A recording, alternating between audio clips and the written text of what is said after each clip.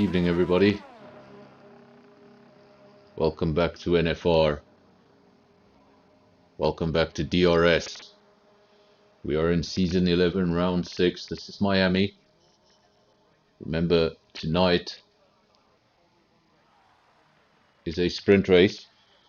Going to be doing something a little different. We're going to have separate qualifying sessions for the sprint race and the feature race. So we got a sprint quali, that's what we're looking at now. It's just a 12-minute session. 1.5 of those minutes have already disappeared. 10.5 minutes remaining in the session. That's for all 17 drivers to get around. That's going to set your field for the sprint race.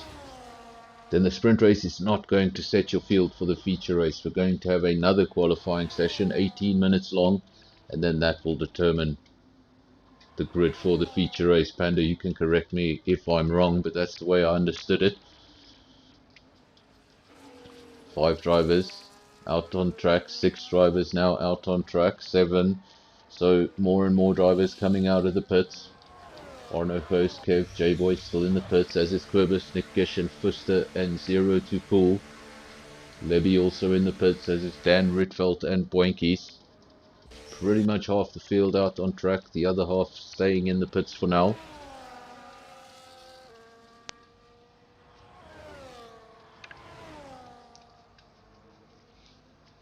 Panda just saying in the comment section that he absolutely loves this circuit.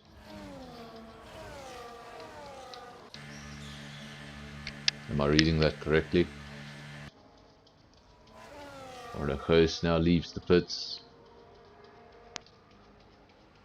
Snam Assassin on an outlap. Quibus on an outlap. Lots of cars on outlaps. Let's try and find one on a quick lap. Stoffel is on a quick lap.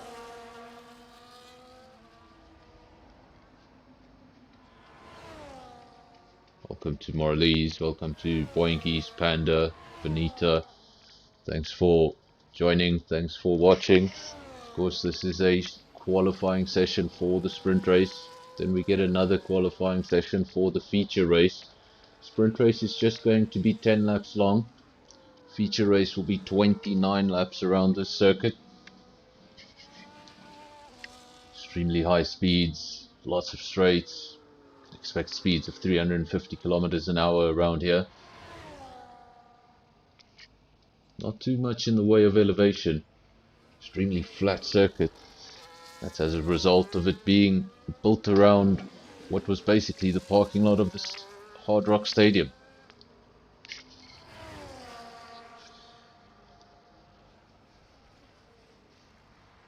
Of course, when you think of Miami, you think of beaches, you think of nightclubs, you think of that sort of life, but this track here is nowhere near the beach, just for the record.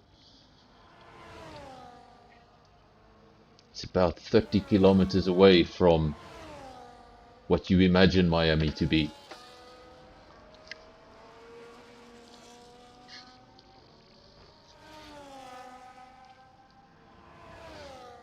Of course, is considered a temporary street circuit.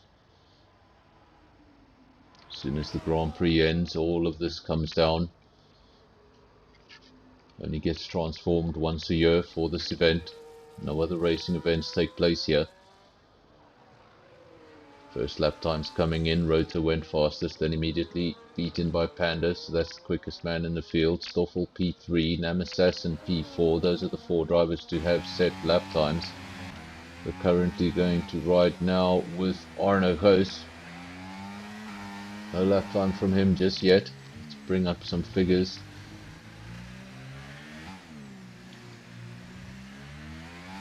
Different tires, different cars. Lots of the guys on the medium compound.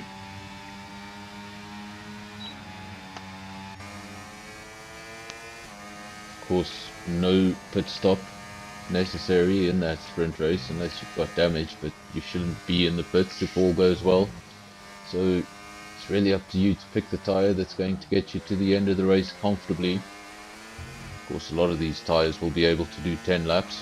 Probably all of these compounds will be able to do 10 laps. It's about which compound's going to feel the most comfortable at the end. If you do find yourself in a battle at the end, you're going to need the best tires you can get.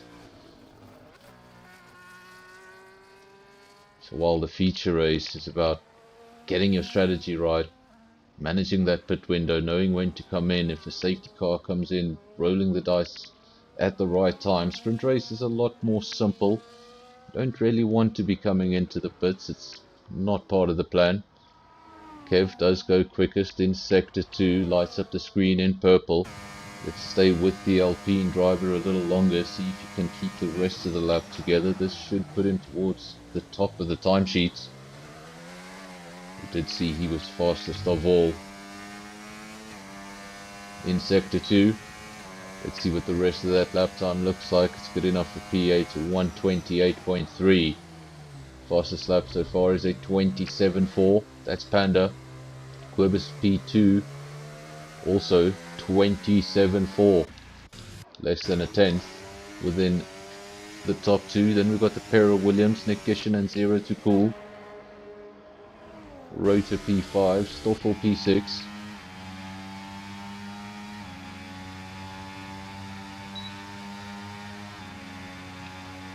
P8 we've got Arno Post, Kevin P9, Boinkies P10.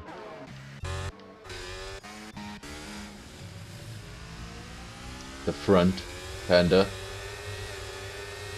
Then Quibus, Nick Gishin. Said Nick Gishin and his teammate were on the second row. Shane has just popped up onto the second row. Shane now splits the Williams. He's in P4, 27.8. Nothing in it between those three cars. 3/10 between P3, 4 and 5.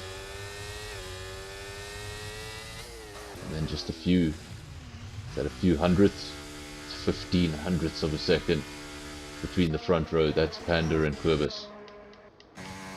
Kev, I believe, is on his way back to the pits. Let's have a look. Nam Assassin, his lap time at 29.2.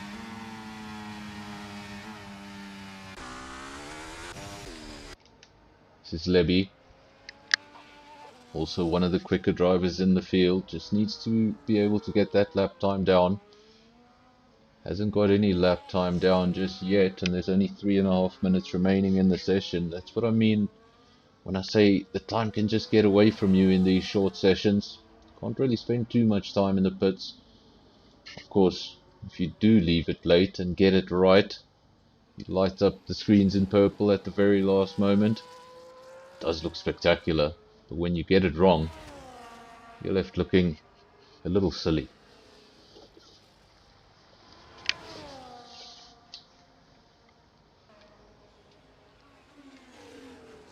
Levy does go fastest. He did leave it late, and he did light up the screens in purple spectacularly, but there's still over 2.5 minutes remaining.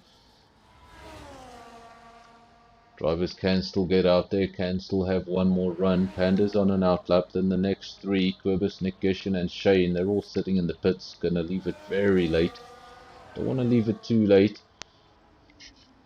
Don't want to get traffic on that final run. Sigrid in the one and only Red Bull. It's actually a manufacturer that on this channel always seems to be missing at least one car. For some reason on this channel, across all the leagues we always seem to be missing at least one Red Bull.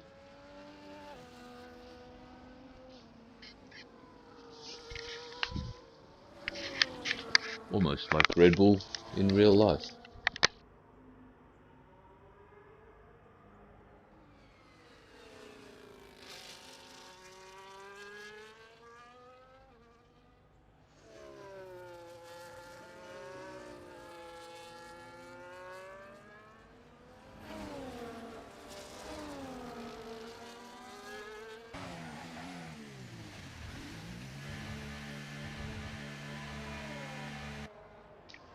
Sorry about that, my headset disconnected.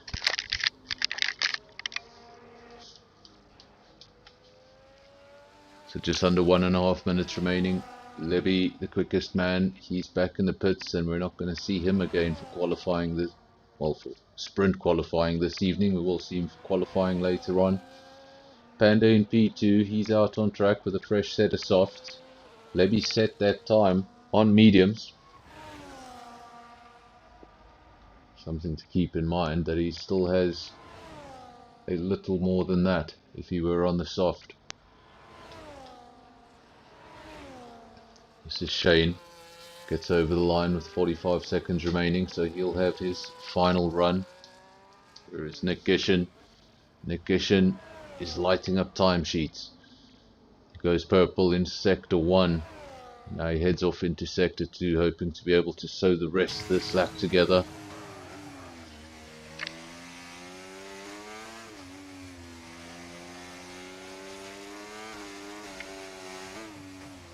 Of course, when you don't get that purple sector 1, you know you're still trying to catch the lap time. When you get the purple in sector 1, you know you're ahead of the lap time. It's just a bit of motivation, but this time Nick Gishin gets the car sideways at the wrong time. And that'll be the end of his qualifying run. Panda goes up into provisional pole 26. That's a 26.8, fastest lap we've seen by 0.4 of a second. Nothing Levy can do about it. Checkered flag has fallen and he's in the pits. This is one that can still change his position. He's out on track. Checkered flag hasn't fallen just yet for him. Fallen one more position, P8.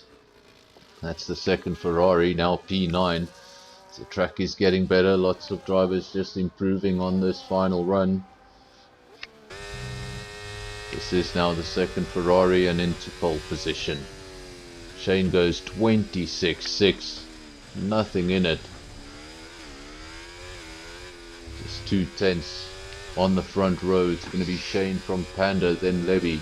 Two Ferraris in the top 3, followed by Zero to Cool in P4. Zero to Cool still out on track. Yes, he is. Is he on a quick lap? Doesn't appear to be. There is Arno Goes. I think he's also coming into the pits because that battery's not really discharging. It's cool over the line. It's interesting that Levy did that lap on mediums. Of course, now we go into a sprint race. Just 10 laps. No pit stop. No mandatory rule where you have to use 2 compounds. You can start and hopefully end the race on those tires. Just got to pick the right tire, got to pick the right balance. Of course, you could go for the softer compound, have the advantage at the beginning, but what will those tires look like at the end if you do find yourself in a battle for position?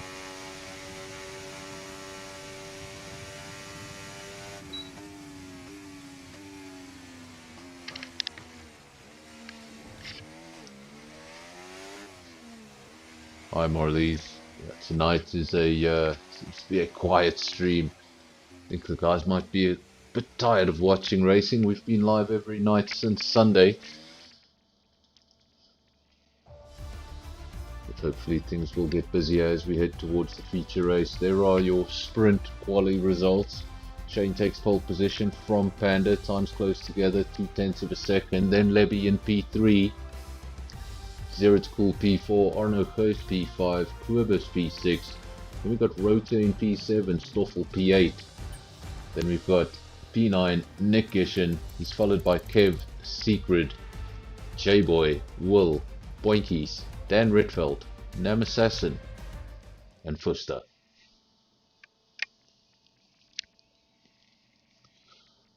Remember now also in the sprint race, not the normal scenario of top 10 get points. It's going to be just the top 8 get points, and well, if the sprint race wasn't going to be interesting enough, you can just throw in a little bit of rain. I'll be back in just a minute.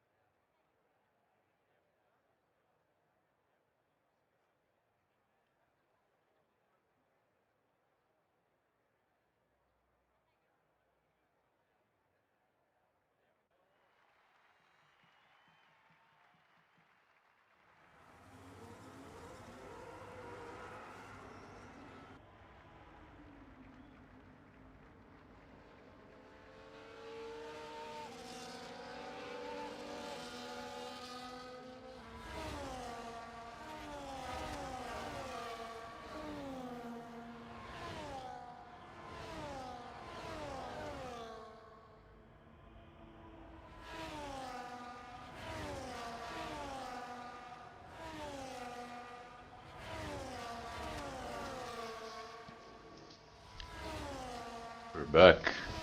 Sorry about that. That was a little bit longer than a minute. But we haven't missed any action.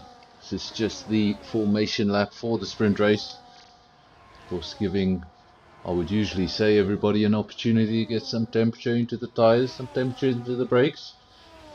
But with the rain falling, it's going to be even more difficult than usual.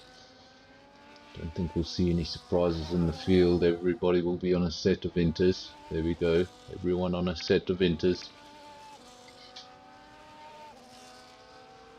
Very short race, just the 10 laps, so I don't think we'll see too much in form of track or weather evolution. I think we will probably finish under these conditions. Of course, there's always the chance that we could end in the dry, or we could end in even wetter conditions, which would force a tyre change in the sprint race.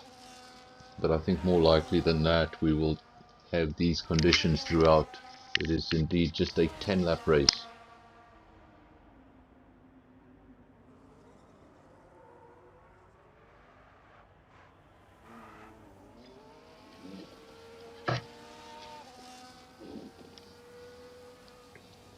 Guys now lining up on the grid. Of course, if you see anybody getting disqualified, don't be too alarmed. It just means they didn't get in their parking spot correctly. They're going to get pushed back a few feet.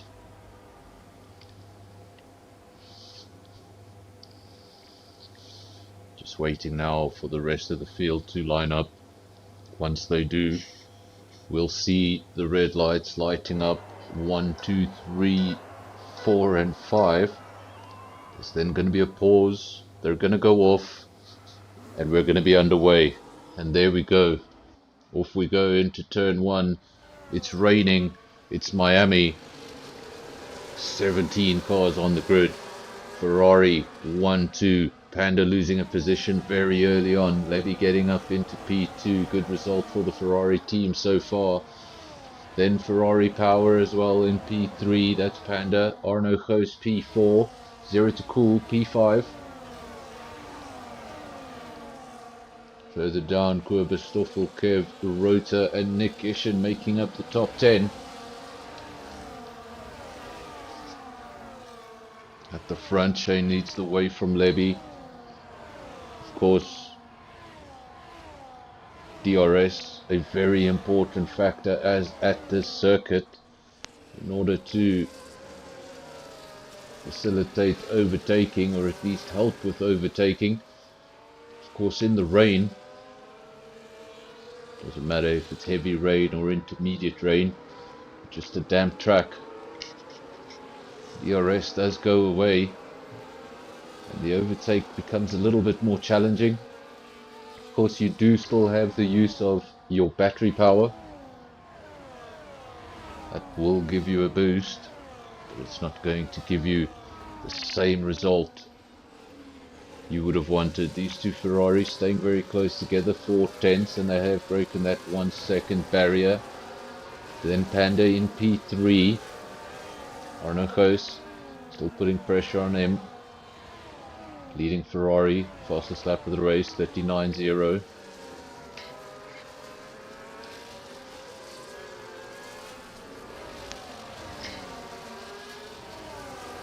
Of course, we could have one less. We could gain an engine manufacturer in 2026 and lose another. Of course, with the addition of Audi. Now, serious chatter about Alpine. I'm not even sure how this worked, but Alpine could drop the Alpine engine. So Alpine would no longer be powered by Renault. They would drop their manufacturer status and start using Mercedes engines. We'd lose a Renault, gain an Audi.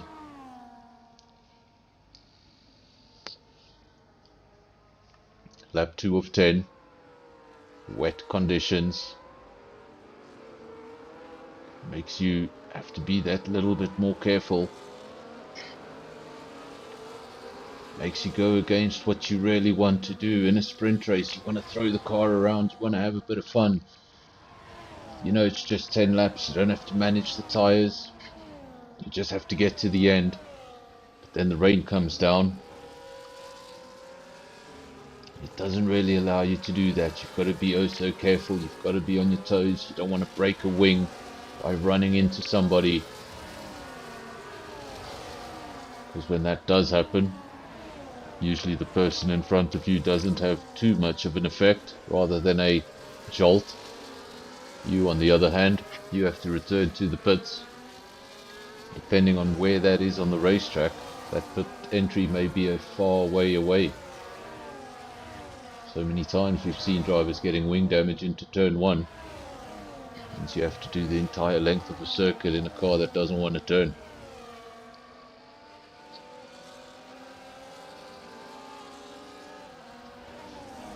Of course, in the past, the sprint race has...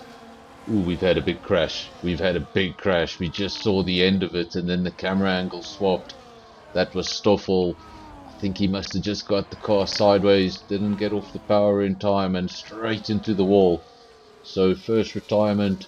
I thought that would have triggered a safety car, but it has not. It didn't even trigger the virtual. Just a few yellow flags and we're back underway, but that was a big crash from the Haas driver.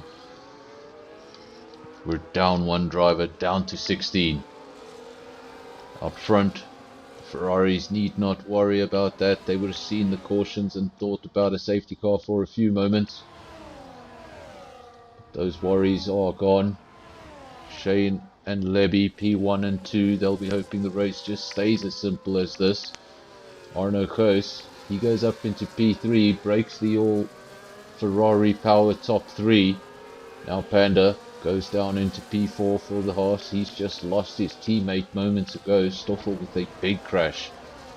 Querbus in P5.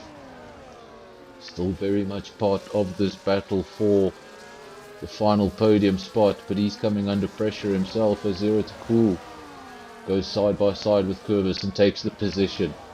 So lots of overtaking even in these sorts of conditions.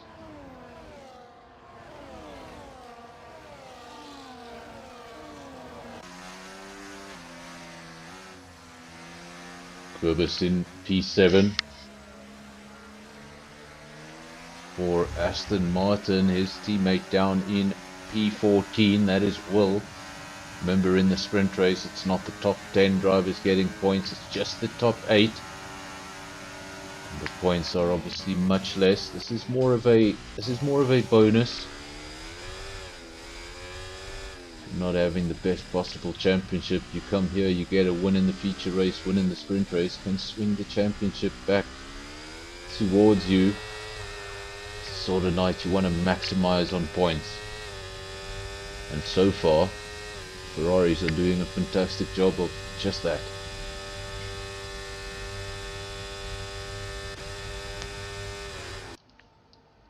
Lebby in P2 doesn't really appear to be challenging his teammate for now. Maybe they have been going side by side, but not on camera. Shane, fastest lap of the race again. Arno Koos in P3, he got past the Haas and he's looking like he's starting to shake the Haas driver off. Querbus now, 10-second penalty. 10-second penalty for Querbus. The Aston Martin going backwards. Not sure what happened there. Let's have a look. He's in the pits. A new wing is going on. That suggests damage. And what was looking like a pretty good race, he's now going to come out at the rear of the field. The one advantage he does have is the sprint race will not determine the grid for the feature race. We will have another qualifying session for that, so that means he won't have to start from P16 for the feature race, has another opportunity to qualify. But obviously his race was going pretty well and then suddenly it went in the wrong direction.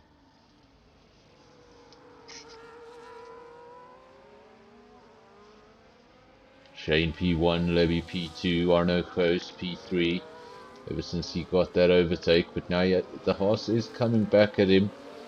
They're sort of matching each other's pace. And I think with the battling back here and getting so close to the car ahead, and you really just have to be on your toes, you don't want to break a wing, you're sort of driving within yourself and driving carefully. and the Ferraris have been able to pull up the road because the next four cars are relatively close together and trying to avoid each other.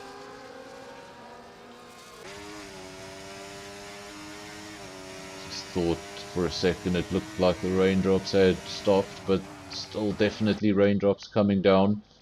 So this lap 6 of 10. I believe we will finish on this compound. But what does this mean for the feature race? Will we get similar conditions to this? Or will it just be a sunny day in Miami?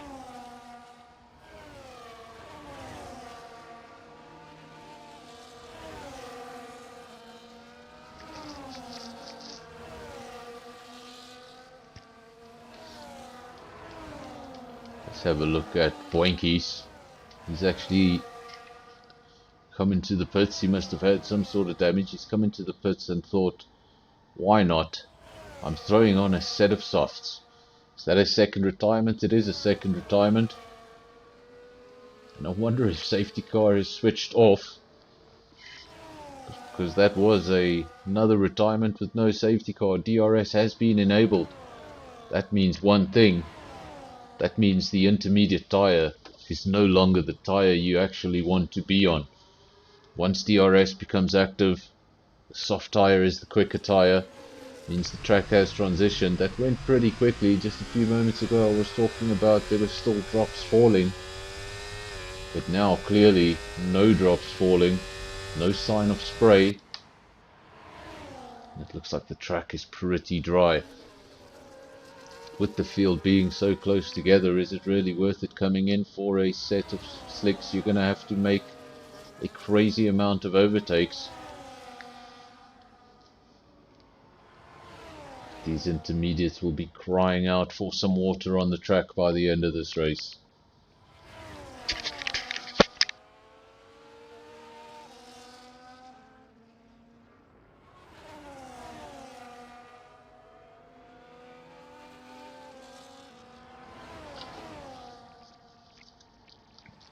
For Kurbis, he's just going to be annoyed at this point.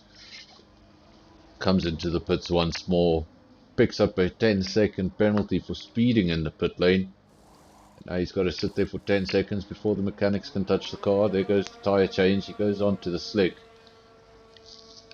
But obviously any advantage he was hoping to get will have been cancelled out by that 10-second penalty.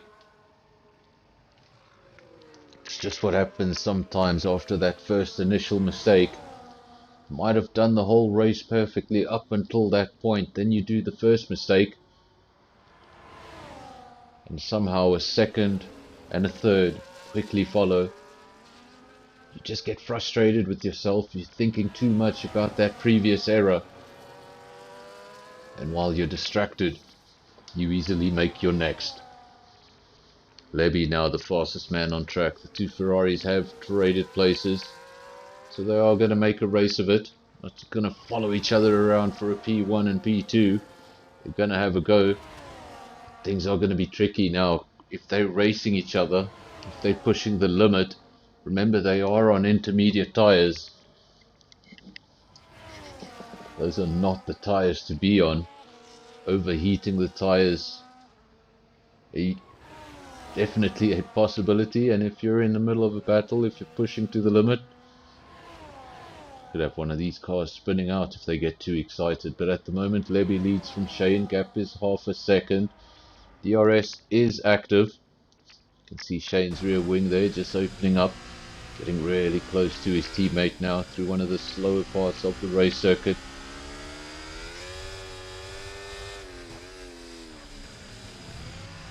First lap I ever did of Miami, that chicane caught me out. I did not see it coming.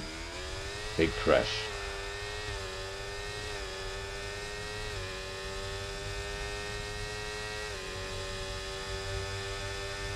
Following his teammate through.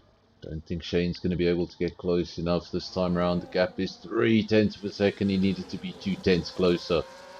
He needed to be 0.2 closer. I think he's going to run out of time, and he has run out of time. But it's going to be a Scuderia 1-2. Then we go further down, Arne Ghost, we don't have to wait too long for him. He was 7 seconds down the road. He'll come over the line in P3. No penalties for anyone in the field. Kurbis does have that one penalty. I think that may have been on his last pit stop. Nobody else out on track getting any penalties. And everyone everyone there in the top 7 decided to hold on to position on the intermediate tyre. I announced that whole race win too early. I thought it was a Ferrari 1-2. I was looking at the wrong number on the screen. I've got too many monitors up. Apologies. Back to this driver here. I want to keep an eye on this. Fortunately, the gap ahead of him is just a little bit too big. It's got a 6-second gap, but I want to see what is the state. Kurbis now setting the fastest lap. He's now on the soft compound, so that's just confirmation that the slick is definitely the faster tyre.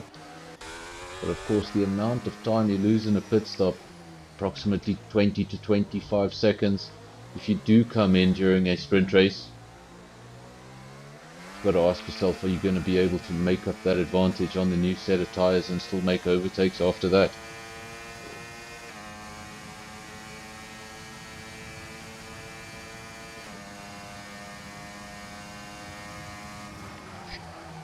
So Marlies, what we've done in the past is we've basically had a sprint race, and then the sprint race would determine the order we started for the feature race. As far as I understand, tonight we're going to have a separate qualifying session for the feature race. So this will not determine the grid. That is as far as I understand it. Of course, Panda, you can correct me in the comment section if I'm wrong when you're done racing. But I believe there will be another qualifying session for the feature race.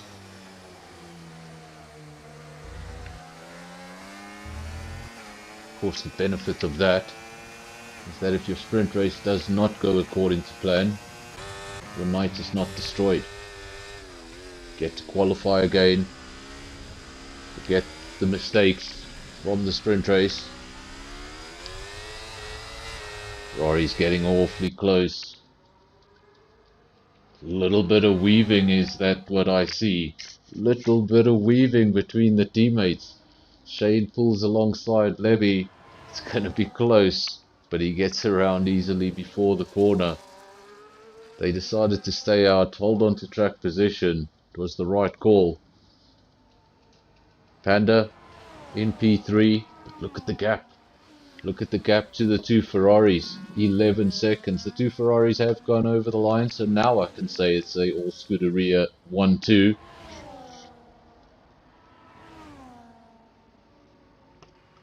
Then Panda P3, Arno Ghost P4, Kev P5, J-Boy P6, Dan Rietveld P7, and Zero to Cool picking up the final sprint race point. Nick Gishin takes fastest lap, but do not get the fastest lap in the sprint race, the extra point.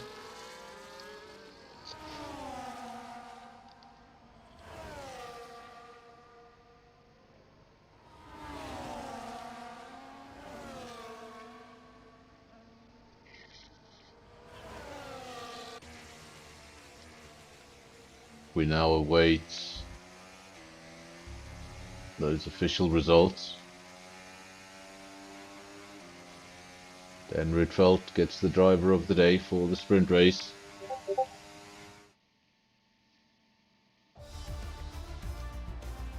So there are your results for the sprint race. Shane P1, Levy P2, that's the Scuderia Ferrari 1-2.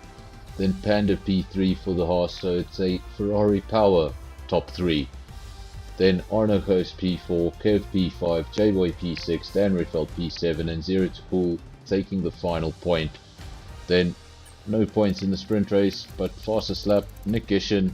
Then we've got Will P10, Rota 11, Boinkies 12, Sigrid 13, Fuster 14, Kurbis 15, and the two retirements, Namasassen and Stoffel.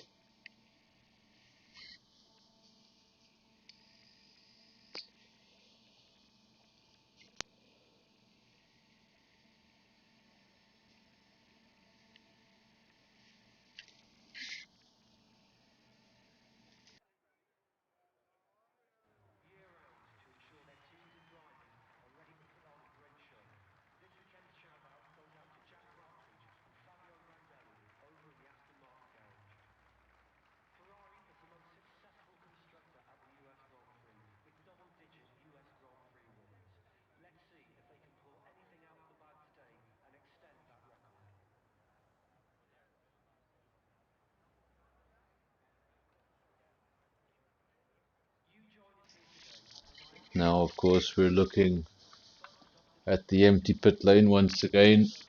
As mentioned, separate qualifying session for the feature race. So we've had our sprint race, we've had our results. It was a Ferrari 1-2, it was a Haas and P3. That is not going to be our starting order for the feature race. Drivers have to do it all over again, so if you had a good sprint quali, doesn't mean anything for now. You've got to go out there, do it all over again. 18-minute session, 17 cars. That includes 2 cars that just retired from the sprint race. They get another opportunity to qualify, another opportunity to get some points on the night.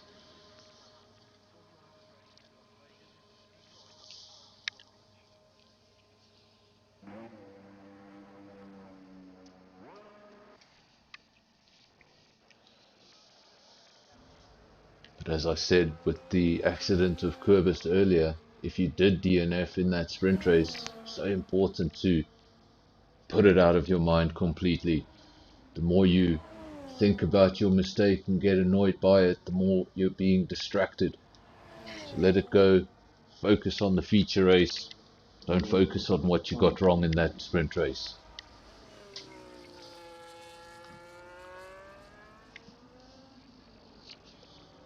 A lot of cars already out on outlaps.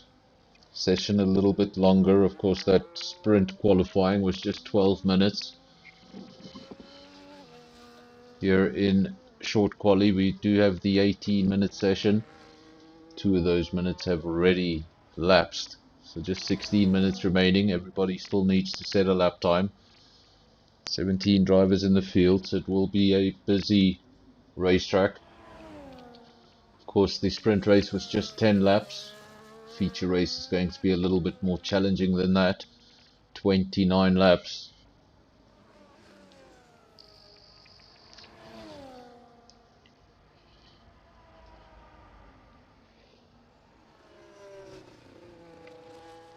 Of course, another one of the circuits on this calendar that, sure, in certain places there's tarmac runoff. Make a mistake, you can get away with it. But there's other parts. It's as unforgiving as Monaco. Can be a barrier right there on the outside, and you make a mistake and you're straight into that barrier. We saw Stoffel do that. Just appeared to get the car sideways, and he actually put the front wing into the barrier. But that was in wet conditions. Those conditions have since changed. Everybody out on dry tires. Can push to the max again.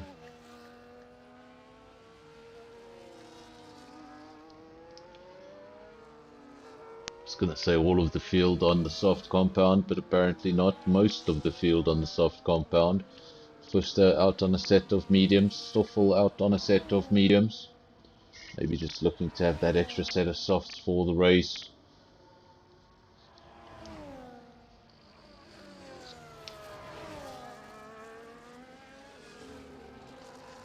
.14 minutes remain.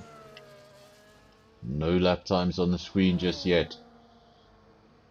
As we say, Namasassen over the line, first lap time of the evening, 29.6, beaten immediately 28.0. That is secret in the sole Red Bull. Boinkies over the line, he goes P2, 28.3.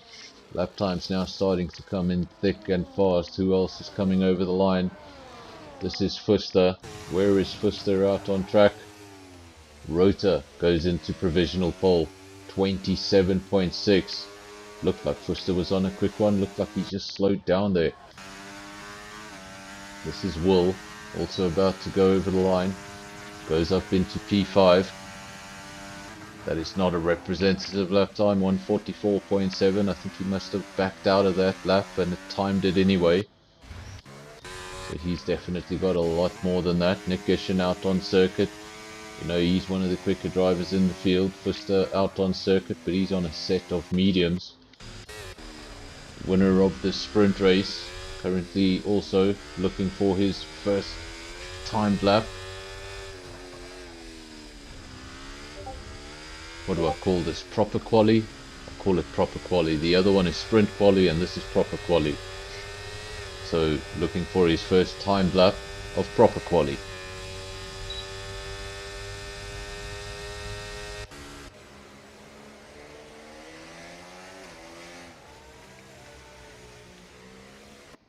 Rota just getting out of the way, staying off the racing line.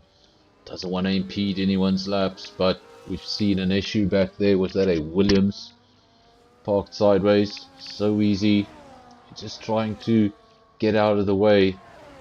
And sometimes you'll end up doing even more impeding than if you had just stayed where you were.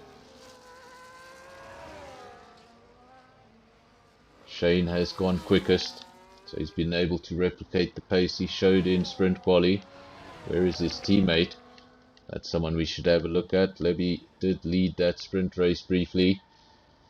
Was in P2 since turn 1. Jumped Panda at the start of the race, and it was a Ferrari 1-2 throughout the sprint. I'm not sure if we will see more of that, but we'll know. We'll have a better idea when we see Levy's first timed lap.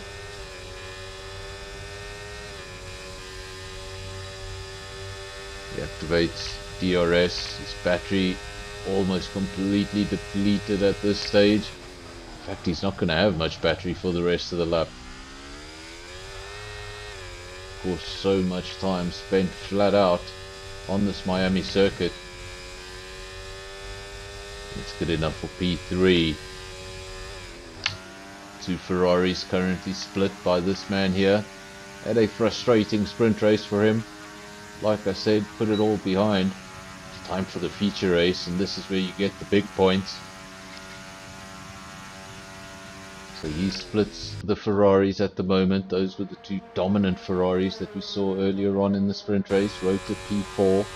And we've got the first, or rather the only of the Salvas, J-Boy in P5. The only Red Bull Secret P6. Then we have the first of the two Alpines, Kev in P7.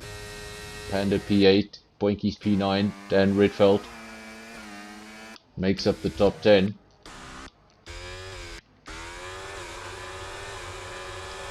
J-Boy. Is he winding up for a quick lap? It appears to be the case. He's charged up that battery to 100.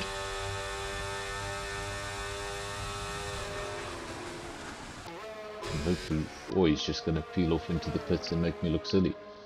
So after those first runs, Shane P1, Quibus P2. Aston Martin just coming in at an unfortunate time. That is that's frustrating for any driver. You get to the pits saying push me in, I want to get back out on track.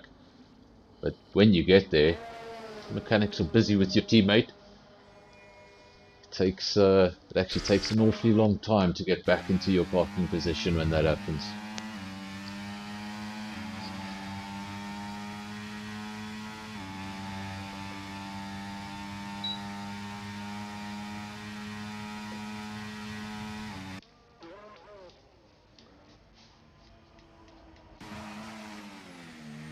Top 5 drivers all in the pits. Then Arno Host P6, he's out on track. Is he on an in lap? Then we've got Arno Host, Sigrid, Kev, Panda, Boinkies. Outside the top 10 we've got Stoffel. We saw a big retirement from him in the sprint race. We'll be hoping to correct those. But he's actually just out on track on a set of mediums. He's done 4 laps on those mediums. Maybe just picking up some last minute data for the race, I'm not sure. But of course that is not a serious lap time then, the 28.8. He's going to slap on a set of mediums and he's going to be expecting to go a whole lot quicker than that.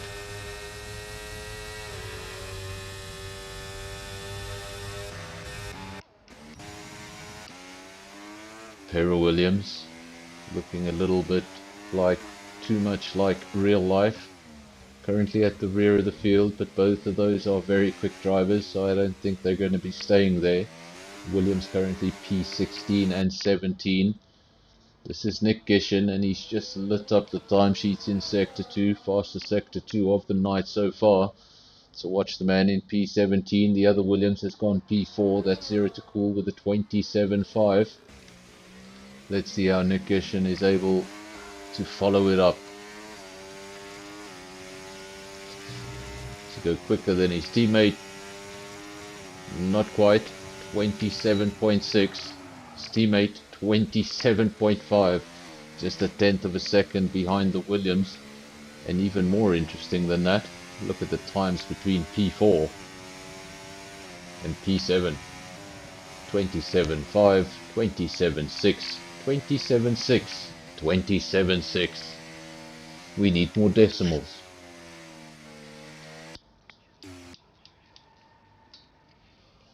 Current pole sitter in the pits, current P2 in the pits, P3 in the pits. The fastest man out on track at the moment is Zero to Cool, but he's on his way back to the pits. He just set that lap. Nick Gishin also on his way back to the pits. This is Dan Ritfeldt out on track, currently P13, 28.6. He'd like to get that car further up into the top 10, preferably towards the top. Here where he is right now is probably going to be the most chaotic part of the field, especially in the early stages of the race. Cars behind you, cars ahead of you, everybody trying to make up positions at the start when all the opponents are so close together. Sometimes you can just find yourself getting swallowed up in the drama. It's the last thing you want to do is have a pit stop at the end of lap 1. Dan Ritfeldt there, getting that chicane just right, using enough curb on the entry, on the exit, using all of the racetrack. If you don't use all of the curb, you lose a bit of time. If you use too much of it, well, you're going to lose a bit of time. Slight lock up into the left-hander. 19 corners around this circuit, 12 to the right. I believe that's right. 12 to the right, 7 to the left. I need to check that up, but I think I'm right. 19 corners, 12 to the right, 7 to the left.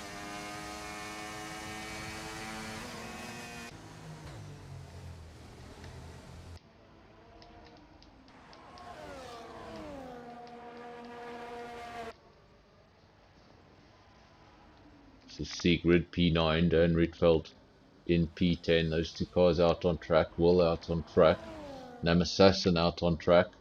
Everybody else sitting in the pits with just over 4.5 minutes remaining.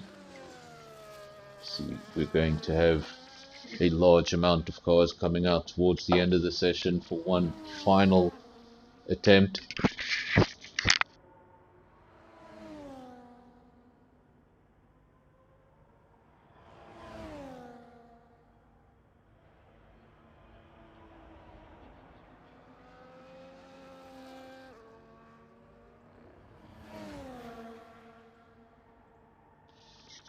Just over 4 minutes remaining. Still a lot of cars in the pits.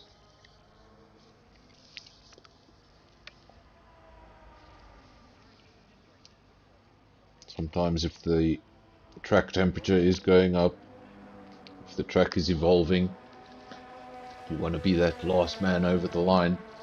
You've got the best chance. You've got the track at its very best.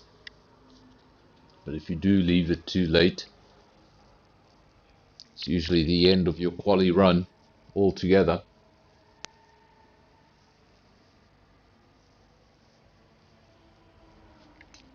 After those first runs, Ferrari 1 and 3, those were the qualifying positions actually for the sprint race. The Ferraris didn't start P1, P2, they started P1, P3. Levy got that position into turn 1 and never really gave it up. In fact, he briefly looked like he might fight for the lead.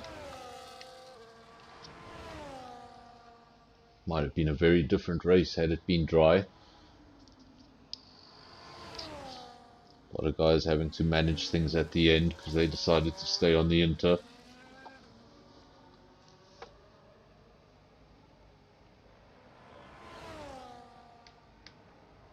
Shane on an outlap, Quibus on an outlap, Levy remaining in the pits for now, 2.5 minutes remaining, 0 to cool on an outlap.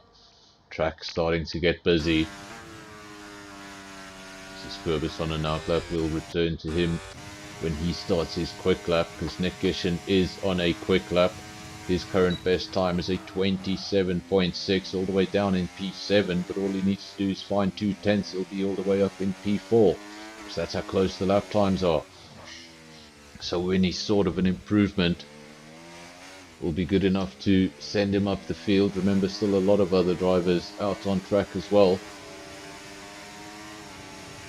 So even though that 1/10 will get him up the field, it doesn't mean he's going to be able to stay up the field, because everybody else also looking for an improvement. Nick Gishin, Stoffel, Arno Koos, Boinkies. Those are the 4 cars on quick laps. Everybody else on an outlap. And Will, the only man sitting in the pits in these closing frantic stages. Nick Gishin has just started his final quick run. I think he will be the first of those top 3 drivers to go over the line. Have a look, this is Nick Gishin. Final run. Shane has also started his final flying lap. Was that a mistake? I wonder if that was just a mistake. We didn't have a very good camera angle, but we saw him going over the runoff area. And he does. I wonder if it was just a bad camera angle, if he made a mistake. This is Shane.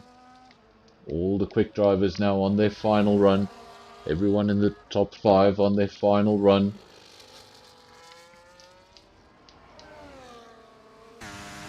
Right now with Quibus. He's got the DRS wide open. You can see that wing flap open at the back there. He's got the battery busy being drained. He's using every single tool at his disposal. He's got the softs for the very best grip available. This is an F1 car at its very best when it's set up for the best possible lap time. Of course, at the beginning of the race, the car is not going to feel anything like this. It's going to have a full tank of fuel. It's going to feel a lot more sluggish.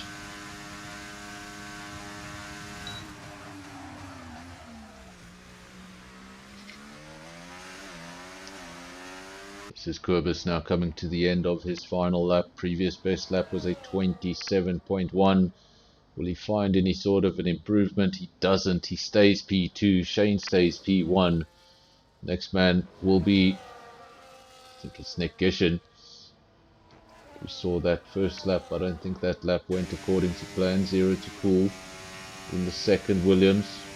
J-Boy. Checkered flag for him. Further back, Panda. Very much out of position, down in P15, still looking for a more competitive lap time. Currently at 28.2, goes over the line and does find a more competitive lap time, 26.8, and that's going to be good enough for P3. He started P2 in the sprint race, had the position stolen away from him in turn 1. Now he gets the opportunity to return the favor. Will he steal P2 into turn 1? He knows exactly how he lost that position.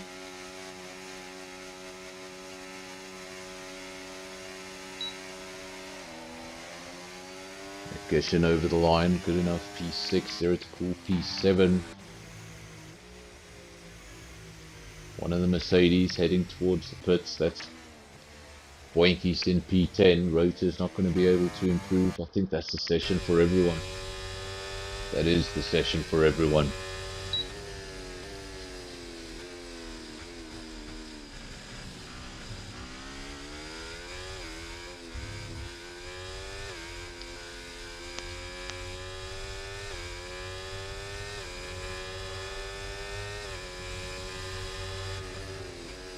Of course, we've had the sprint quali, we've had the sprint race, we've had the proper quali, and now we go into the feature race.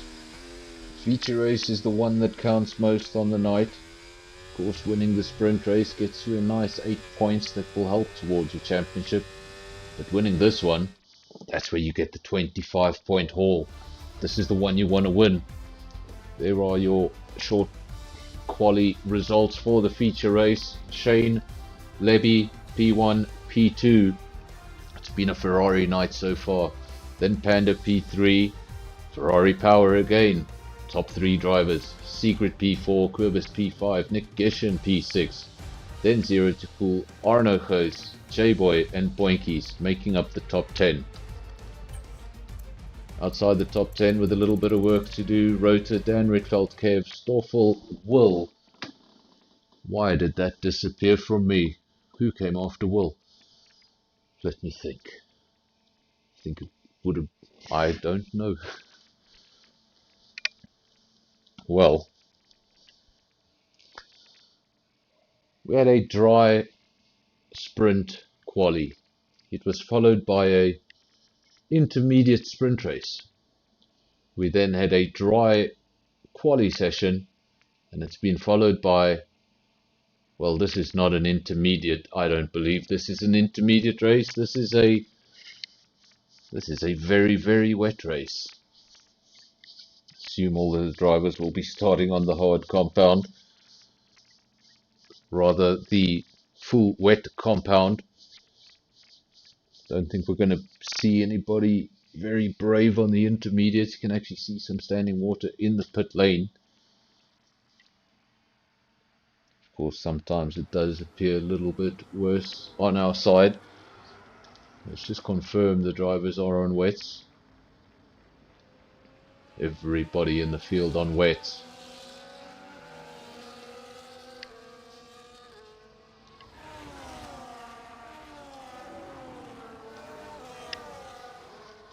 So for the field, I wasn't able to mention there in that lineup. It was Will 15 and then Fuster 16 and 17. Fuster 16, Assassin 17. Those drivers will have a little bit of work to do, and then seeing the rain is going to make them all have a bit of a collective sigh. Because if you were hoping to come through the field, you now know you're not going to have the advantage of that DRS system. You're gonna have to make overtakes all on your own using good old slipstream, using a little bit of your battery. But in conditions like this, you need to use your battery in sensible places. Any sort of battery usage through a corner could send you straight off the circuit. Don't want to be picking up any more wheel spin than you already have. Such difficult conditions. Of course, we had wet conditions in the sprint race, but nothing like this. Very light intermediate conditions, and we still managed to have 2 retirements in that weather. Wouldn't be surprised if we see a whole lot more retirements in what appears to be much more severe weather than what we saw previously.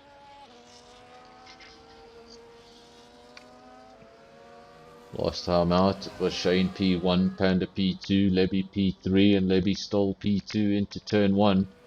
Panda will be looking to return the favour.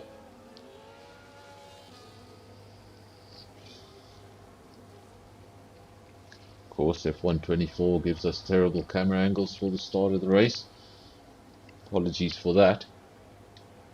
There's not much I can do. I mean, how useful is that camera angle? Look at that. Really? Fantastic. So let's just go with the leaders, because that still seems to be the best.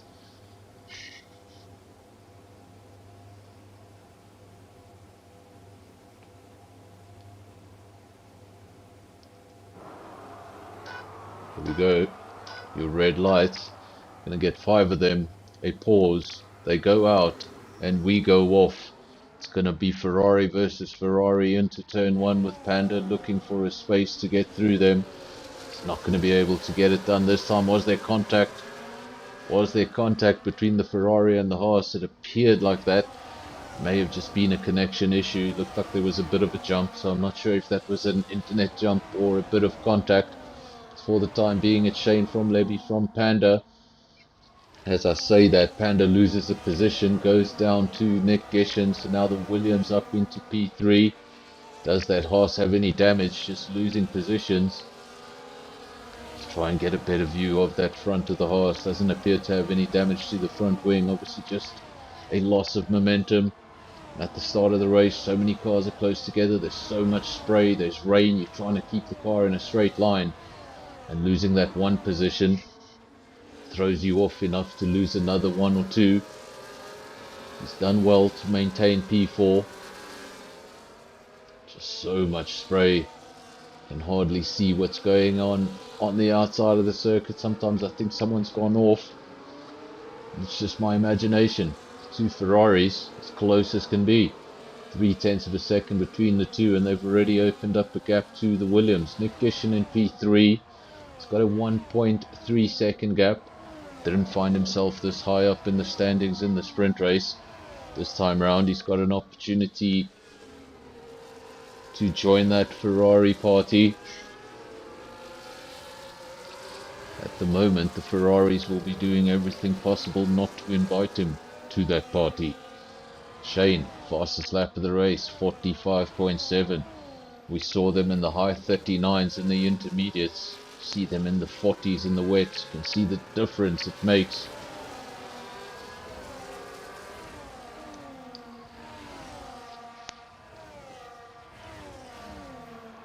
Shane, Levy, Nick Gishin. Gishin closed the gap down to 1.1 and now it's back to 1.5. So either Ferraris reacted to the gap or Nick Gishin made some sort of an error. Panda further down in P4. Got passed by the Williams and then wasn't able to stay with the Williams. Doing a good enough job of keeping Arno Host behind him for now. Kurbis has just made up a position. He went alongside the Red Bull. Came out in front. And there we go. Kurbis up into P6. Good result so far. Now he's got some clean air ahead of him. And he can go for his next target, which is 2.5 seconds up the road. We do have a caution on our screen. It's gone away. Back to the front. Ferrari, Williams.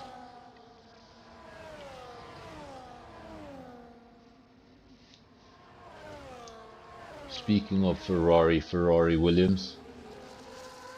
It's just a fantasy, but wouldn't it be great to see Carlos Sainz making an overtake on a Ferrari next year?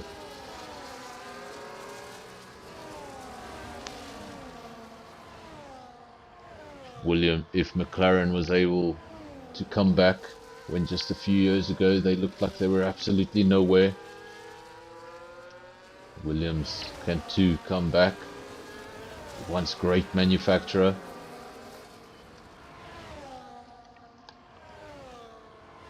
And tonight we have one of those Williams in P3. Fortunately for the other Williams, he finds himself right at the rear of the field. Of course, that car must have been involved in some sort of incident. Really, those possible race strategies are pretty useless, but thanks for trying. The game tries new things, but sometimes they're pretty silly. It gave me 2 pit stop predictions, and they were a 1-stop or a 1-stop. So I will take that useful information and incorporate it into my broadcast. Ferrari's still out front and they're growing the gap to Nick Gishin. He's not able to stay with them. It's actually still 1.5. It was coming down and now it's 1.3, and that's because I haven't noticed the safety car. We have our first safety car of the evening. We had two relatively big DNFs in the sprint race, no safety car activated, not even a virtual. But now in the feature race we've had our first safety car. What's making what feels like a pretty long night, it's going to make it even longer.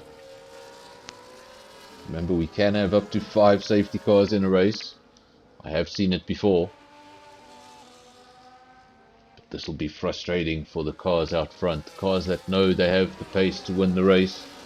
They want to just be extending the gap, playing into their strategy as they did in the sprint race. This doesn't allow them to do that. This keeps on bringing the field back to their rear wing, keeps on compressing the field. Tell you who it is good for. It's really good for Zero to Cool. Remember, he had to make the early pit stop, came out 20 seconds adrift from the rest of the field. He will still be at the rear of the field, but at least he'll be at the back of the queue rather than 20 seconds behind it.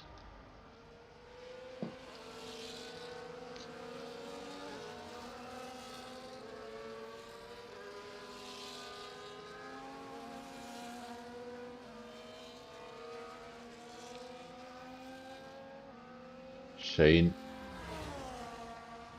from Levy, from Nick Gishin. Of course, this is going to give Nick Gishin a great opportunity to go to get at the Ferraris, because the safety car brings everyone together. Then every time you have a restart, there's always a potential for a mistake.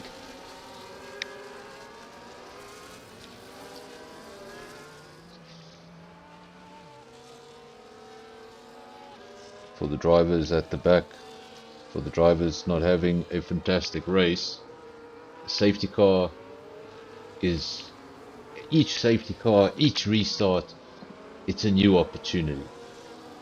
If you're already at the front, every restart is the opportunity to make another mistake. You don't want any breakages in the race. You don't want any extra restarts.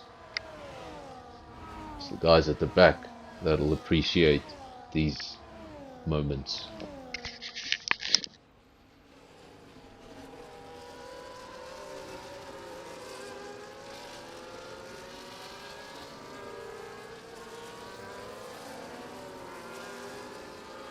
So usually all the streams on the channel are 90 minutes, about an hour and a half. This one's going to be a little longer. Remember, we had a separate qualifying session for the sprint race and the feature race. So one extra session than what we're used to. We're going to go a little deeper into the night. Luckily we no longer start at 8 o'clock, we now start at 7:30, so it does make way. And we only have 2 or 3 of these on the calendar. Gives every driver a good opportunity. If the championship hasn't been going your way, good opportunity to swing things round. So you can get I suppose you can call it the Grand Slam. Win the sprint, win the feature, maximize on points. If you're behind, it's the sort of thing that can revitalize your championship and give you another opportunity.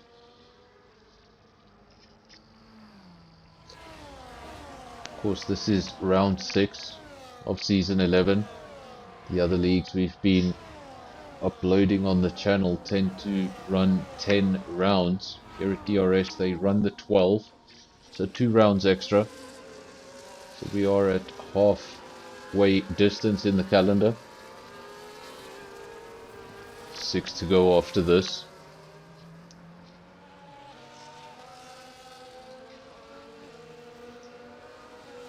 Of course, after this we're off to Italy for Imola.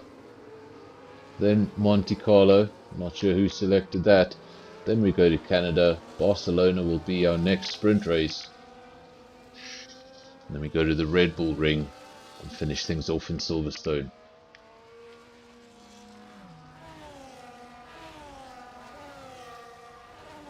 Safety car is flashing there on the top of our screen. I think that means the safety car is coming in. You can see him pulling off into the distance there on the track map. Shane will immediately take responsibility of the safety car's role.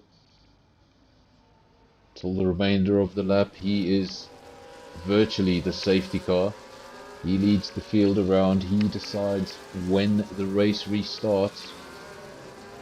But of course, if he does go early, everyone behind him does need to remember there can be no overtakes until the start-finish line.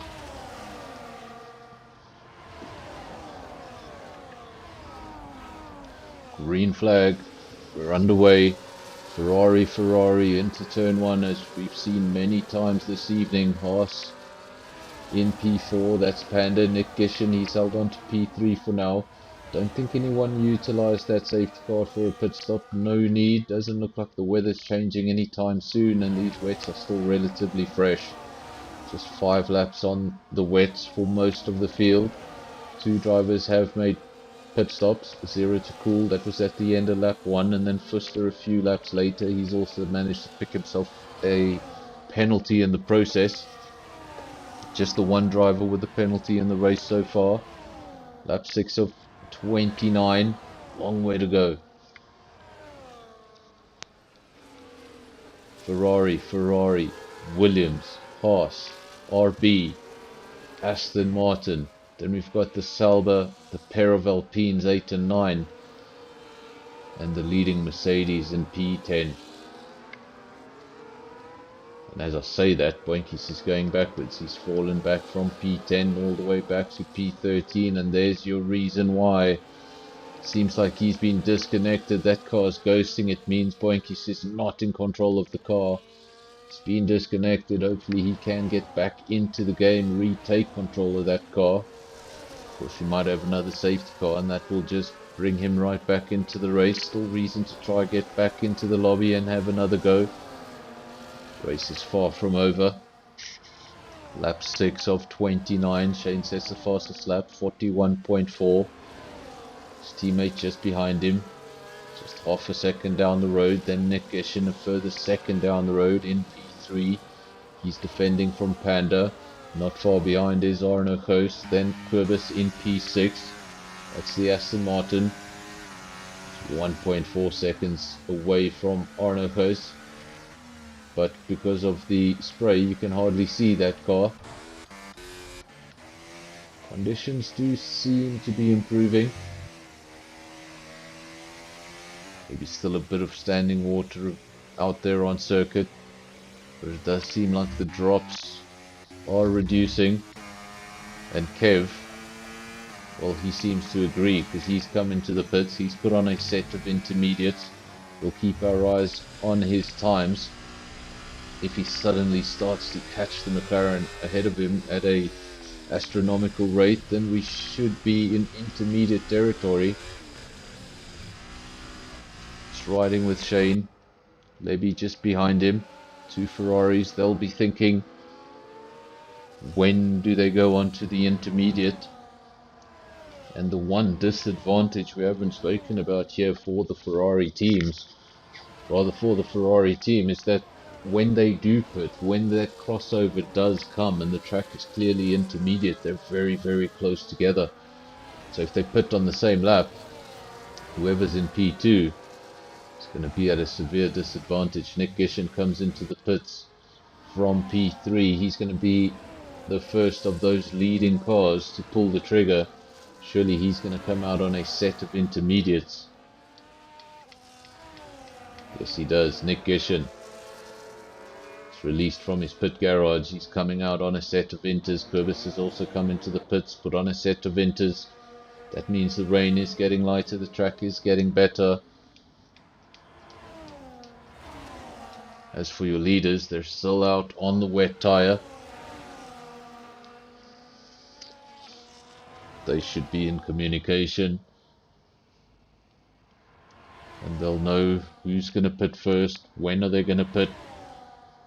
Of course, another thing they could do, I've seen it happen in real F1, where the teammate just sort of opens up that gap on the pit on the lap they intend to pit, they just open up the gap a little bit to ensure they avoid the double stack. It'll be interesting to see how Ferrari plays this off, because if the Inter is very much the faster tyre, then whoever pits second is going to be at a serious disadvantage.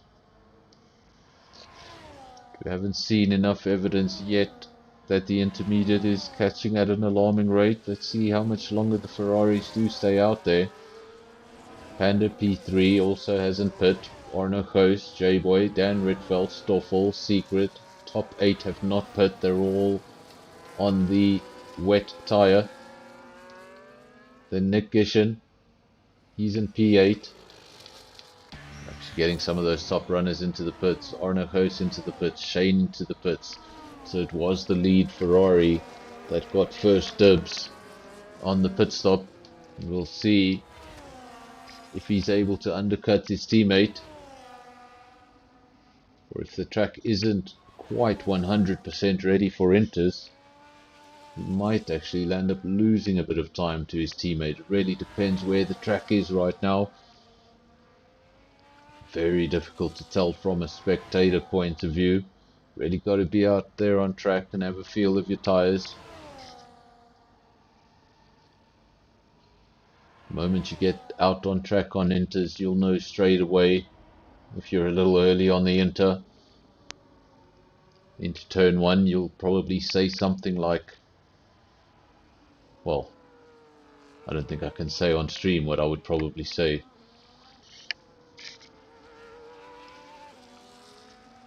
Let's just say that when I'm driving this game, I sound somewhat different from the comms box. I tend to use more expressive language.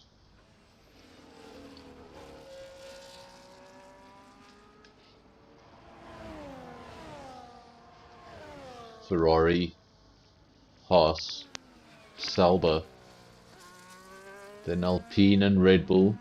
So we have an all Ferrari power top 3 for the time being. Ferrari from Haas, from Sauber. Because Ferrari will be losing one of those customer teams come 2026 when Sauber becomes all out Audi.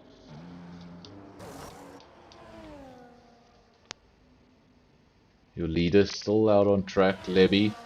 The gap between him and his teammate, 15.2 seconds. Now that's the gap you want to watch. Of course, it is coming down, 14.9, 14.8. The tenths are just falling off, and that's because the intermediate is the right tyre to be on. Will was obviously disconnected. You can see there on the bottom of your screen, he's just rejoined. So he'll be able to retake control of that car. And hopefully have a better second stint to the race. Speaking about the second stint, and we're not even yet at halfway distance.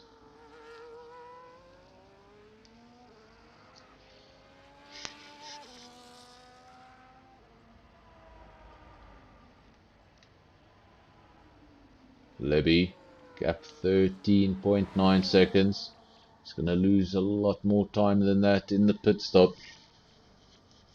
We saw before the pit window those Ferraris were so close together. And I don't think they're going to be that close together after the pit stop. Clear advantage to the car that pit first. Nick Gishin in P3. He was actually the first of those lead cars to get on the intermediate. He went one lap earlier than Shane. So if Shane is able to get a jump on Levy, which he has done, I think we might see Nick Gishin get that same jump. As he pulled it off, where is the Ferrari? Ferrari's on the exit, but the Williams has long passed that exit. So now Shane, Nick Gishin and Levy got jumped by the undercut. Nick Gishin, the first of those drivers to go on to the intermediate, and that worked out perfectly for him. Levy's shown he's had pace all night, so I'm almost certain he will come back at that Williams. Definitely not going to accept a P3. Ferrari want the double slam. 1-2 in both races. Wouldn't that be a haul of points? Boinkies eventually into the pits. One of the last men out there, still on the wet tyre. Rotor on the wet tyre, but that car's ghosting. Will on the wet tyre, but that car's ghosting. So the AI car's having different thoughts about the weather. Shane out front, 3.5 seconds. It's a pretty comfortable gap. Then Lebby in P3. He's a further 2.8 seconds adrift from Nick Gishin. So after that initial pit window, it's broken up our field. Everybody pretty spread out. This is one of the only battles we have on track within a second, and it's 2/10. It's an Aston Martin versus an RB. It's Quibus versus Arno Koos. For a second there, thought Quibus was going to go for the move. I think he just thought better of it at the last moment, got on the brakes, thought, no, this is not really the place. I'm sure there's a lot better places on the circuit to make the overtake. You just got to stay close enough to that RB that when the opportunity arises, you can jump at it. At the moment, that is the closest battle on track. Every other battle on track is more than a second. So the only battle we have within a second is the battle for P4. Arno Koos versus Quibus.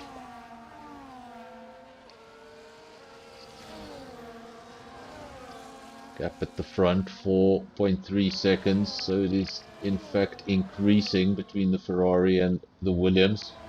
Then back down to Lebby, 1.8 seconds, so that second Ferrari is catching the Williams. Looking to rectify the situation and correct their P1, P2s. But first he's going to have to get up the road, catch the Williams and get past him without the use of DRS.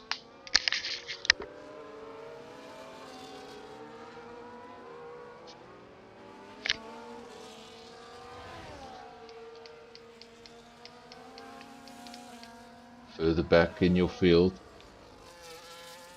Not going to count those two cars for now because they're both ghosting, 16 and 17. So the last of your actual runners, Boinkies in P15. Then Fuster.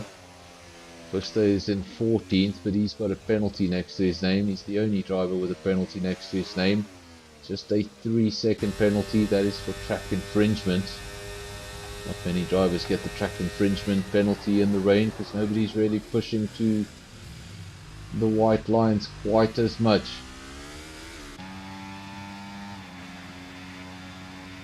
Of course, the drivers tend to use a lot more of the racetrack in the dry. They tend to get a lot braver, go to the edge of the racetrack, get close to the barriers. In the wet, it just makes you second think that approach.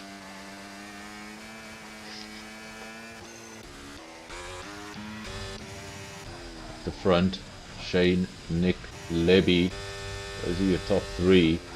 Ferrari now can clearly see Nick Gishin. Gap was pretty big not so long ago. It's been coming down steadily for the last 2 or 3 laps. And now just half a second between the Williams and the Ferrari. Ferrari wants to retake that P2. Unfortunately for him, when he does, he's not going to see his teammate in front of him. His teammate's 4.8 seconds up the road. Huge undercut.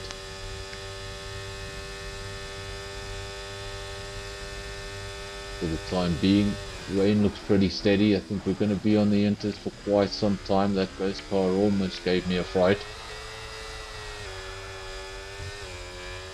Thought he was going right into the back of the Williams there. Didn't realise it was a ghost car. Now he's getting really close to Nick Gishin. Does he line him up? If it was dry, he would have definitely lined him up. But it's wet, so he thought again. Now the second ghost car. That means Rota and Will have been lapped. If they do return to the race, it's going to be very difficult to unlap themselves. And if the safety car does come out, they're pretty much locked into that position of staying a lap behind. Would be surprised if we saw them return. For some reason those AI have both stayed on the wet, which obviously is just making their situation even worse. Shane controlling the race at the front, 5.5 seconds. Nick Gishin defending P2 for all it's worth.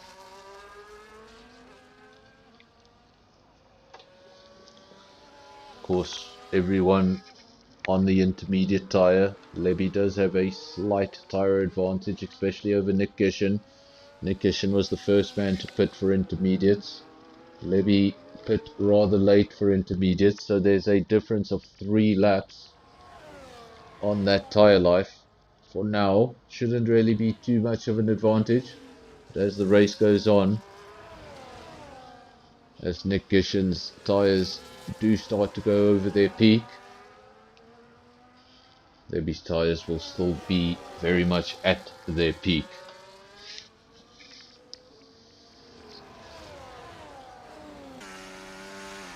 Gerbis in P5, car just getting a little sideways there. Gets a bit messy in these conditions. Track gets a bit greasy. Sometimes you mess up one corner, leads you in a line that's going to guarantee you mess up the next 2 or 3 corners.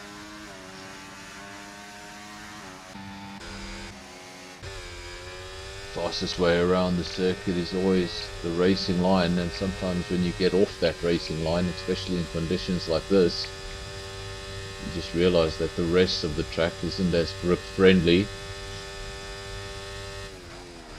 It's the reason they don't drive out there. Nick Gishin still doing a good job defending P2.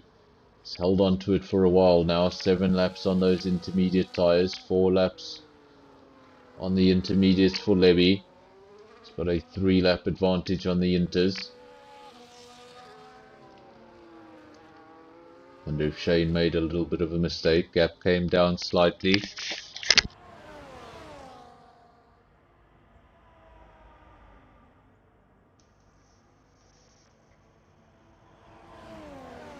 Gerbis, then 0 to cool behind him, 2.5 seconds down the road. He's coming under all sorts of pressure now from J-Boy. J-Boy also coming under pressure from Stoffel. You know, Stoffel does have pace around this circuit. He does have pace in the intermediates. We briefly saw it in the sprint race before his retirement. Definitely was competitive there in the midfield. And now the Sauber going alongside. Williams isn't giving up the position regardless of the weather conditions, but eventually he's forced to. He was going to run out of tarmac. Williams gives up the position. J-Boy goes up into P6, and now he can start chasing down the Aston Martin of Gerbis. Boinkies picks himself up a 3-second time penalty. One of the things I've said on this channel many times, Boinkies is consistent and does not pick up penalties.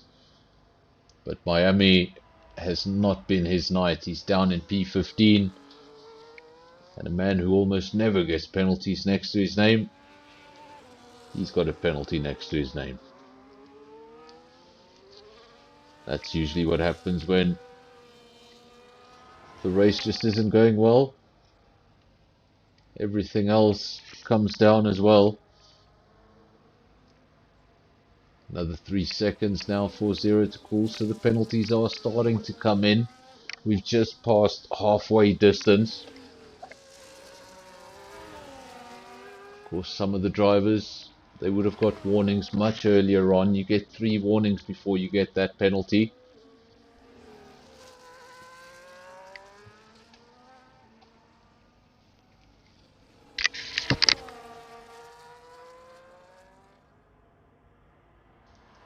I've seen 2 extremes of that situation. I've seen drivers that... I'm going to interrupt myself because I just spotted Nick Gishin. He's come into the pits. He's put on a set of inters. I see a whole bunch of cars behind him coming into the pits. They're all going on the medium. They're all going on the medium. And Nick Gishin has done it yet again. He did it when we went from wets to inters. He was the first one to get on the inter, the first one to roll the dice. He's the first one to roll the dice again. This time he's gone onto the dry tyre. Is it the right choice? Does the track still look a little wet? Looks a little wet to me. But he's gone out first. Arno Ghoos, Zero to Cool, Sigrid, Panda, Nam Assassin, all following the same example, going into the pits, putting on the medium tyre. No such thing for the leaders. Shane stays out, Levy stays out, Quibus in P3 now, he stays out. But for how much longer does he stay there? When does he come into the pits? When do those intermediates stop being the quickest tyre? Now we've got a virtual safety car. This might have come out at the right time for some of these drivers. Of course, the difference between pitting when there's a virtual safety car is that everybody else is driving around a little slower than they would usually. So while you sit stationary in the pits, your opponents are driving around slower than they'd like. And that huge disadvantage of making a pit stop becomes a lot smaller. Had our first DNF. It's an RB. The other RB in P9 are no host, but Nam Assassin has DNF'd from the race. I just want to correct myself on behalf of the game. The game is saying virtual safety car on our screen. It's not me going crazy, you guys can see it too. It says virtual safety car, but I'm not sure it is. See a yellow dot on our screens, and that's confirmation. So if you thought I was going nuts, that's because the screen tells me it's a virtual safety car, but the camera angle, where is that safety car, tells me something very different. There we go. Mercedes safety car leads the field, and we are under the second full safety car of the race.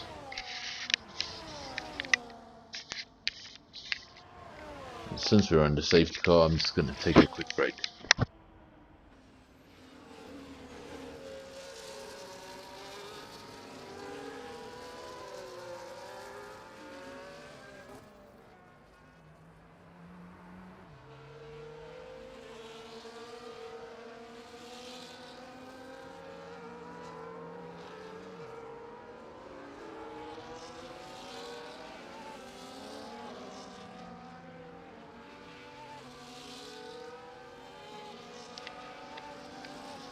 There we go, we're back.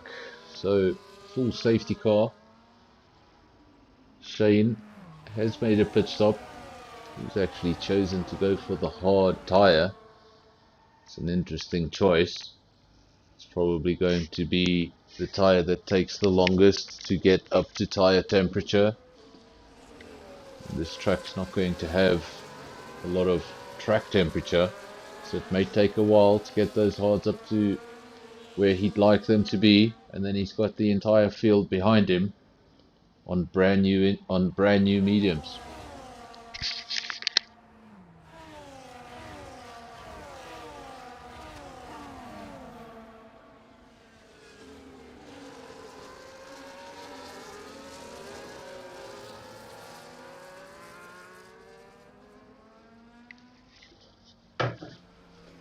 I think we've just had our second retirement. Interestingly enough, that retirement's actually come under the safety car.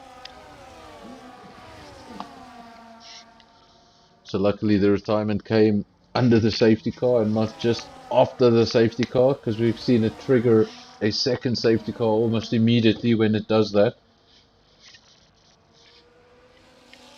So this one should cover both incidents.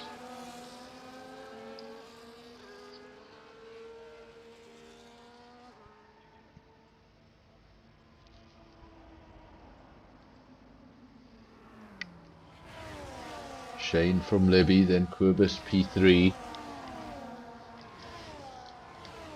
think Quibus in P3, he was the big winner of the virtual safety car. I think he was going to pit anyway on that lap. Virtual safety car, rather full safety car, came out on the lap he was going to pit. So when he was supposed to lose his 20 to 25 seconds sitting in the pits, he lost a lot less than that. Because cars were driving around slowly. And by the time he came back out, he was able to hold on to that podium position. We've got J-Boy P4, Stoffel P5, Dan Ritfeld P6, Arne Huis, he's gone backwards in the order, Nick Gishin, he went backwards in the order. What happened for Nick Gishin was the first time round, he was the first one to pit, went on to the intermediate tyre, it worked out for him, he made up a lot of time, got a great undercut. Second time around, first one to roll the dice again, got on the medium tyre, and I think it almost would have worked out perfectly for him.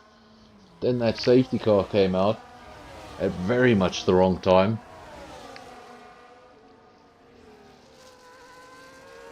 And it's basically sent the drivers who waited a little longer down the field.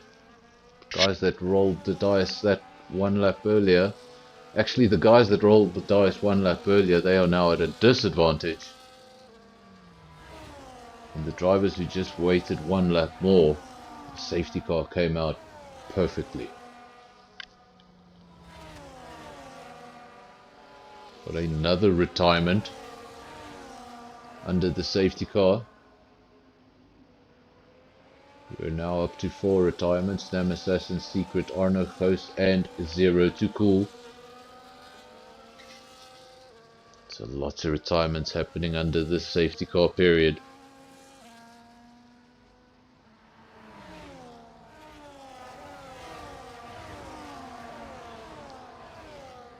I think Arno Ghost will be the most disappointed from those 4 drivers. He was having a relatively good race, seemed to have good pace to stay within the top 5. Now he's done for the evening.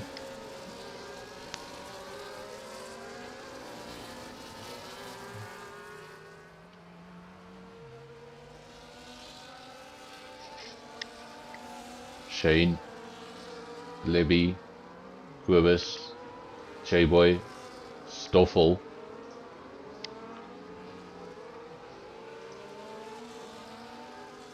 Those are your top 5.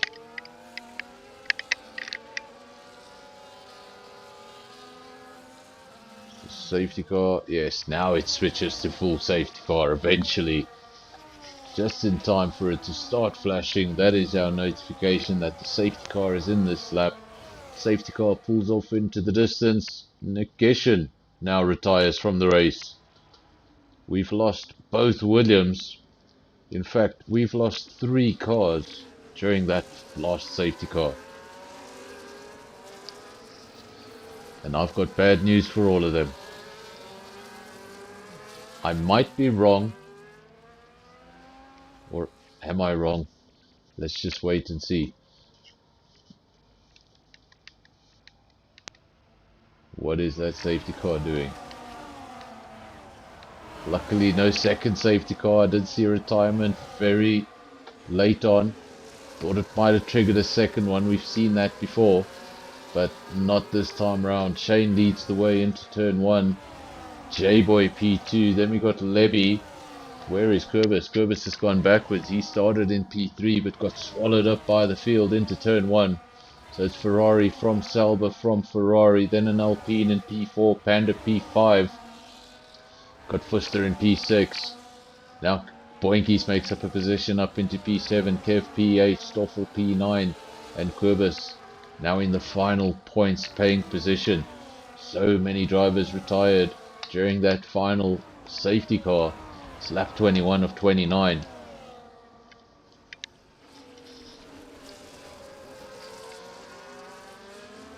Shane out front, as has been the case for most of the night. J-Boy in P2. He hasn't really been towards the front of the field. He hasn't really been fighting with the guys out front. But that safety car has put him in a position where he can.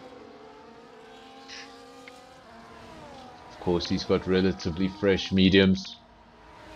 Still 8 laps to go. So I'm not sure what condition those mediums will be in at the end, but I think they will probably be very close to their expiry date. So if he's going to throw them around, he needs to do it now.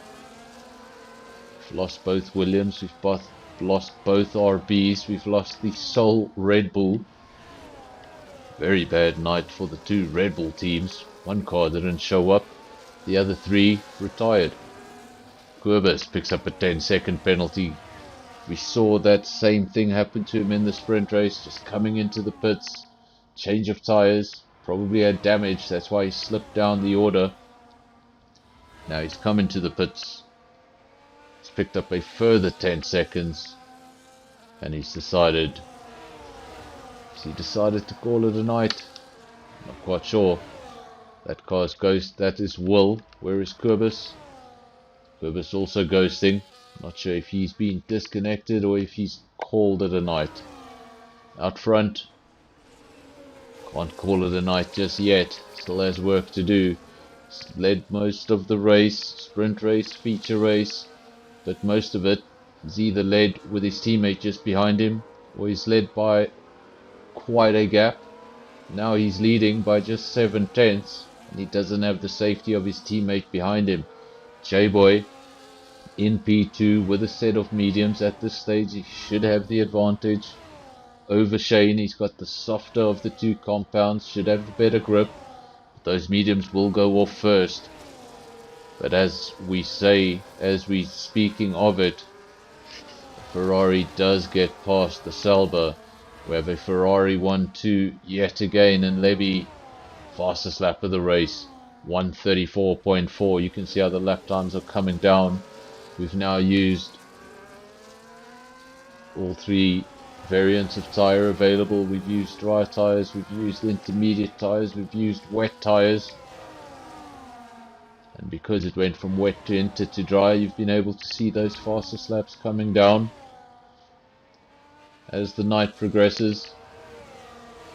Of course, when it's the other way around, when the race gets wetter and wetter, then you usually get a fastest lap in a very heavy car, and it's nowhere near what a fastest lap should look like. Shane, still out front, said he didn't have the comfort of his teammate behind him. Now he does have his teammate behind him, but I don't think that's quite a comfort. There's 6 laps to go. Levy showed in the sprint race, he did take the lead for a moment, then he lost the lead, but it showed that he was going for the race victory. Definitely not going to be happy with P2. Levy's just gone fastest of all in sector 2. We saw him set the fastest lap of the race on the last lap. Now trying to repeat the feat 1 lap later, putting all sorts of pressure on his teammate. This is his teammate just up the road from him. We look back on Shane's rear wing. There's Levy just behind him.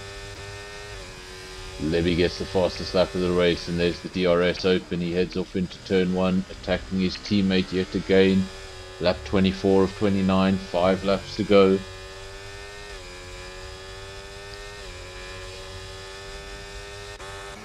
Just want to clarify on that Kurbis situation. Is that car still ghosting? Yes, it is. So I don't think Kurbis is in the race.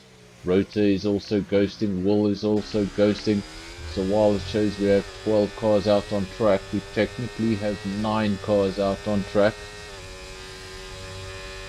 from a field of 17. I think it just shows you it's been a difficult race.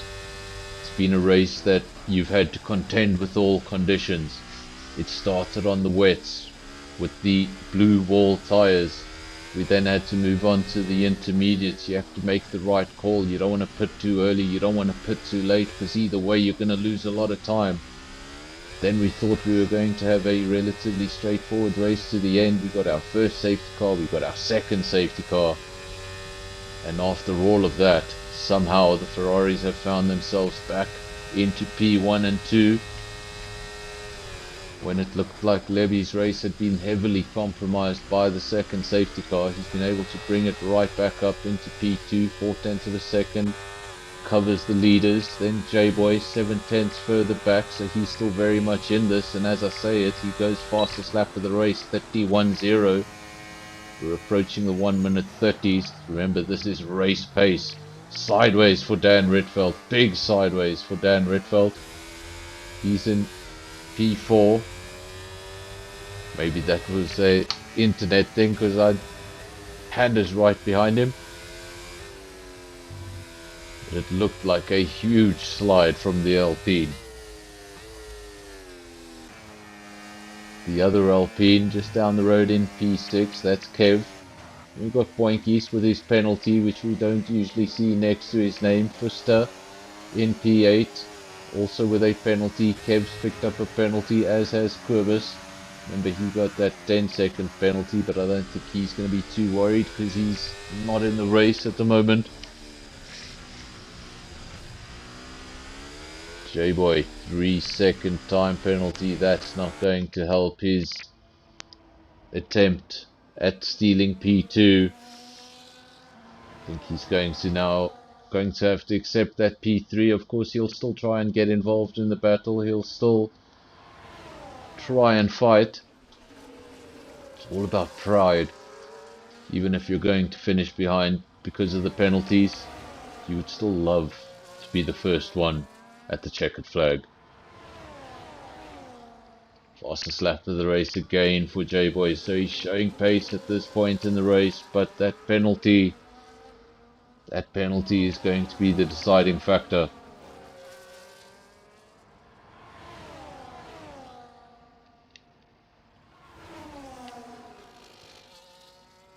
Of course, we've been streaming every night since Sunday. Tomorrow night, channel does take a bit of a break. Then we have no race on Saturday. Channel will return for SKR 6 PM on Sunday. Of course, no Formula 1 this Sunday or the next. They're on summer break. You may see lobbies fill up a little bit more as guys begin to miss the sport.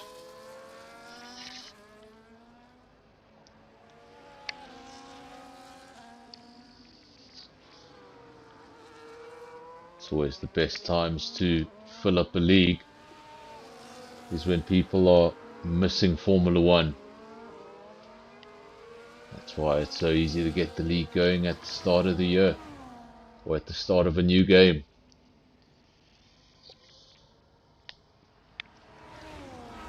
Of course, MotoGP was on holiday. They have now returned from holiday, so they will fill in a little bit of the gap on a Sunday if you're also a MotoGP fan.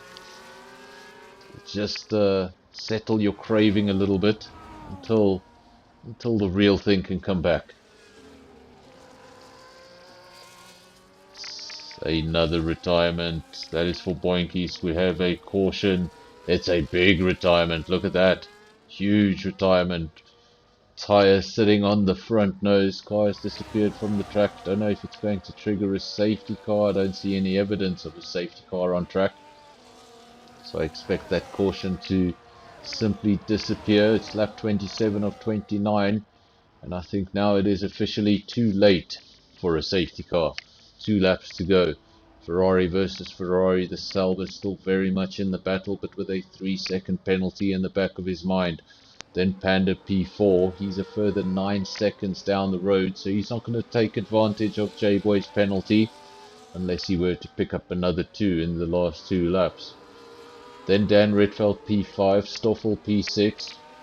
It's going to take a nice handful of points with him tonight.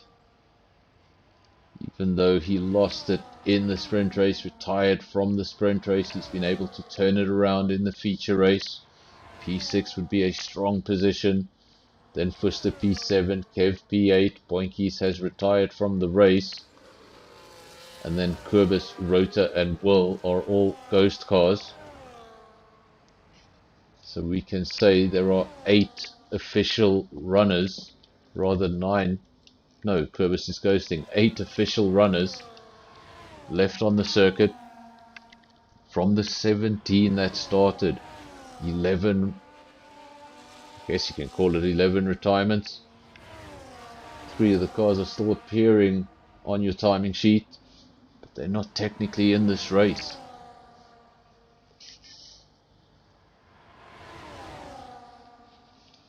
Lap 28 of 29 and things getting busy at the front. 3 cars wide. A big lockup from Shane. Levy couldn't get it stopped, but does he get it stopped? Shane hangs on to the outside. Runs out of tarmac. Has to accept the position. It's lap 28 of 29. Still some time to go. Still some DRS spots to find. Ferrari's going to come back. We saw some weaving in the sprint race. Will be interesting if we see some more of that here. Don't think we will. Of course, a lot of respect between these drivers, and I think there's even more respect when the opposition is your teammate. So Shane just tucks in behind the Ferrari one more time, doesn't go for the overtake just yet. Probably wants to wait for the final lap.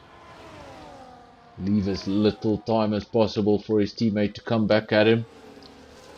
Maybe make the overtake at the final position on the track that is available.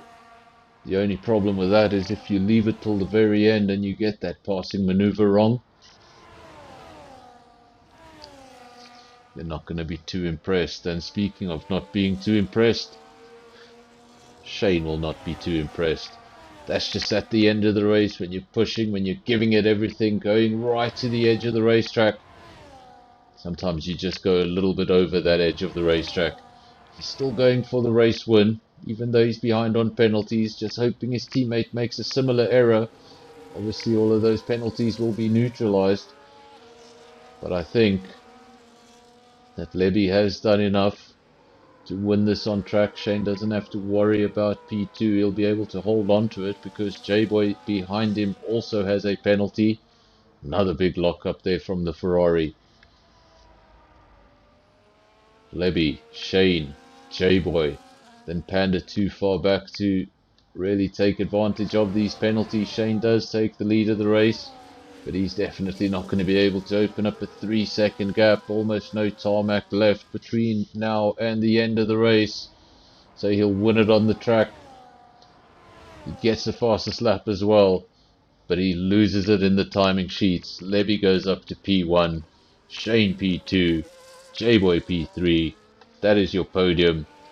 We'll read the rest of the results when we get the official results. Let the game work all these penalties out for us.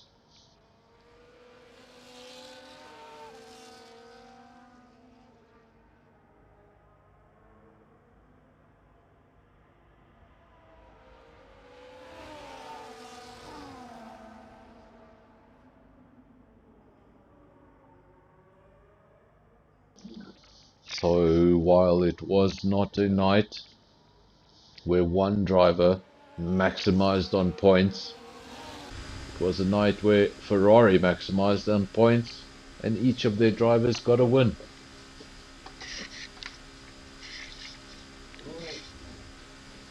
Fuster picks up the driver of the day. And now we'll have a quick look at those official results. Ferrari won to Haas in P3. So actually, these are the weekend results. Apologies for that. There's your official results for the feature race. Levy taking the victory. Then Shane P2, J-Boy P3. So all Ferrari power unit top 3. Then Panda P4, Dan Ritveld P5, Stoffel P6, Fuster, driver of the day, in P7. Then we got Kev P8. And then we had the ghosting cars of Quibus, Rota, and Will. That was 9, 10, and 11. And then the retirements of Boinkies, Nick Gishin, Zero to Cool, Arno Goos, Sigrid, and Nam Assassin.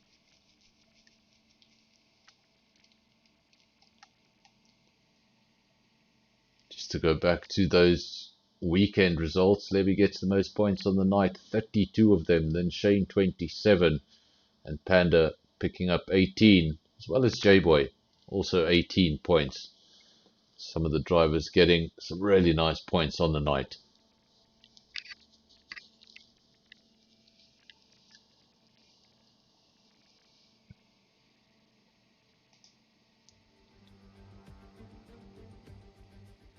Don't need that to play again. So we'll now give it a minute or two, see if anybody does join the cool down room in the NFR Discord server. If so, we'll bring them in to the comms box. It's been a relatively quiet stream this evening, but to those of you who did join us, I thank you. Just going to leave the stream for another minute or two, see if anybody decides to join the cool down room. We can have a short chat after the race. If nobody joins after a couple of minutes, then I'm going to thank you and I'm going to end the stream. Of course, while we wait to see if anybody decides to join, if it's your first visit to the channel, if you haven't subscribed, please go subscribe to the channel. Every subscription helps. If you've already subscribed, well, make sure to hit the like on this video. Every like really helps us in the algorithm.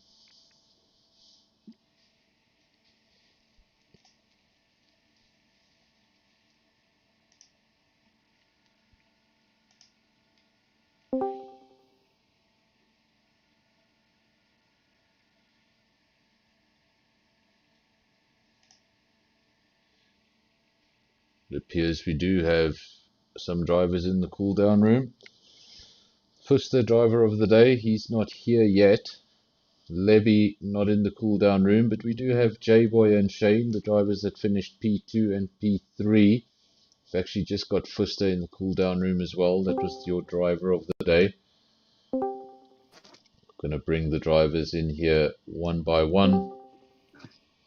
Of course, if you're listening to the stream on any device, on a phone or a TV, just mute that device so we don't all hear ourselves twice. Can everybody hear me? Yes, I can hear you. What a race! Who do we start with? That was a bit of everything. That was wets, it was inters, it was dries. There were safety cars. It was pretty messy. Yeah, J-Boy, and especially after that rain, that track was like slippery as hell. tell me how you popped up into second. Was that was the second safety car? You just you pit at just the right moment, or you jumped up a few places? I just had my own race, and then when I just saw myself, and then I was like, hey, and I saw Kapous or Squibus, yeah, had a moment at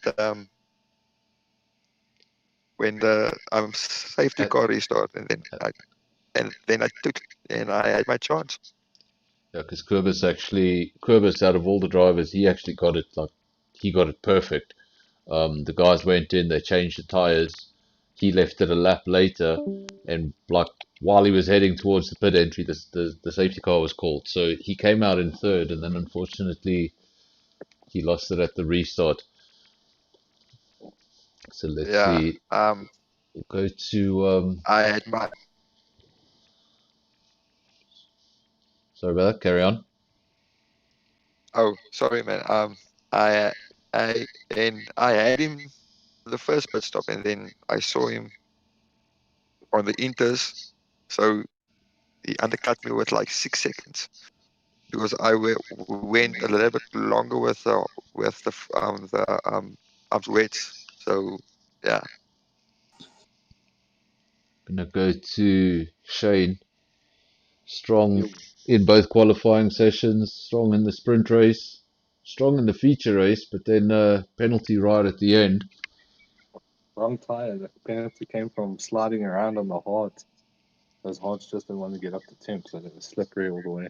Was there a reason you went? Was there a reason you went on the hard? Everybody in the field chose to go on the medium. Yeah, no, I looked at the laps and I saw there was like 10 laps left, and I don't know why I went on the hards. It was a moment of. So the penalty was really as a result of the extra slippery tires. Yeah. Frustrating to get a penalty right at the end, but yeah, it's literally a race. You had to be able to drive in all of those conditions to be successful. Yeah. If you were bad in the That was a rain, good. or if you were bad in the inters, or the rain would have caught you, or the weather would have caught you out in some at some stage, because it Yeah, threw absolutely everything. yeah. No, but it was a good result for the team. Maximum points, I think. I don't know who got fastest lap on the. No, it's, but I And think it then, was what is Levy's name on Discord? BC. Is it BC? Okay, I just wanted to make sure. Levy, P2 Hello. in the sprint race, P1 in the feature race. Made the overtake at the end. Shane got the penalty. He was chasing you down and then got the penalty. That would have been pressure off. But he still got you at the line. You did get the most points for the night, 32. Happy with the night? Yes, I'm very happy with the results, Fernando. Very happy.